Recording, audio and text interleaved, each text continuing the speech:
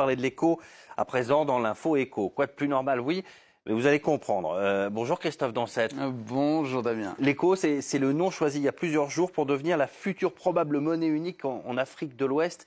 Existe le franc CFA et donc bonjour l'écho, c'est pas si évident. On va essayer de comprendre de quoi il s'agit ensemble de cette idée d'une monnaie unique d'Afrique de l'Ouest. C'est un serpent de mer, hein. C'est pas une idée qui date d'aujourd'hui. Elle remonte en effet à la création de la communauté économique d'Afrique de l'Ouest en 1975 et dès le début de cette CEDEAO, les pères fondateurs se donnent pour objectif de créer une monnaie unique. On a même parlé à plusieurs reprises d'un lancement, notamment en 1983, mais à chaque fois, c'est repoussé. Alors, est-ce que 2020, comme prévu, ce sera la bonne?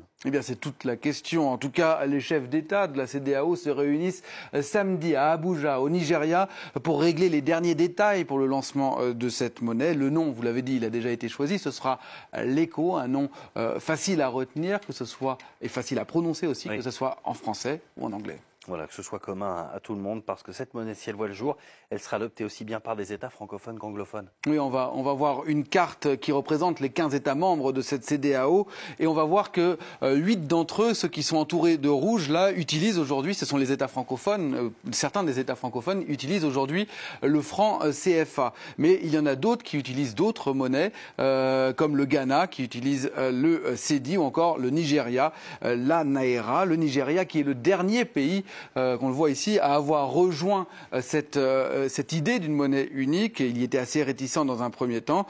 Et ce n'est pas n'importe quel État, puisque parmi les 350 millions d'habitants que regroupe cette CEDEAO, plus de la moitié vivent au Nigeria. Le Nigeria qui pèse également pour plus de 50% du PIB total de cette CEDEAO. Alors comment elle va fonctionner concrètement, cette monnaie unique?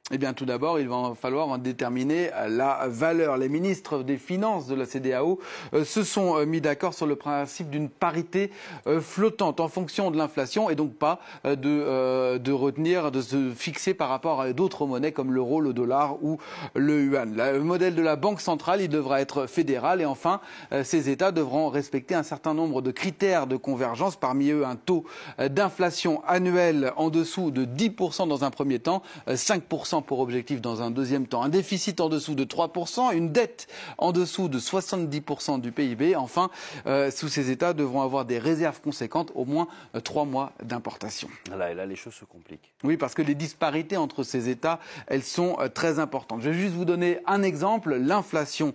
On voit des écarts extrêmement importants entre les pays de la zone franc, où les prix évoluent assez peu, 0,8% en 2018 seulement, et les pays anglophones qu'on a cités tout à l'heure, le Ghana, le Nigeria, où l'inflation dépasse pour certains les 10%. Donc on connaît une pression inflationniste très forte. Les pays vont donc devoir mettre en place des programmes ambitieux de convergence d'ici les 5 prochains mois. Et puis, il y a évidemment encore des détails très techniques, mais aussi très politiques à régler. Quel symbole pour cette monnaie, quelle figure, et sur les pièces, sur les billets, quelle imprimerie aussi, puisque ça c'est très important. Aujourd'hui, le franc CFA, on sait qu'il est édité à Vic-le-Comte, c'est tout près de Clermont-Ferrand, que vous connaissez très bien. Très bien. Damien, c'est-à-dire en France. Et justement, le CFA, le franc CFA dans tout ça, il est très décrié en ce moment. Il y a eu beaucoup de polémiques sur le franc CFA. Est-ce qu'il va disparaître? La réponse est non, pour une raison toute simple, c'est que il n'y a pas que les pays membres de la CEDEAO qu'on voit ici en rouge qui utilisent ce franc CFA. Il y en a aussi d'autres, ceux de la communauté économique d'Afrique centrale, la CEMAC, dont le Cameroun ou encore le Gabon. Pour eux, rien ne va changer. Ils vont continuer à utiliser le franc CFA, tout comme les Comores qu'on voit ici aussi, qui utilisent eux une troisième variante du CFA.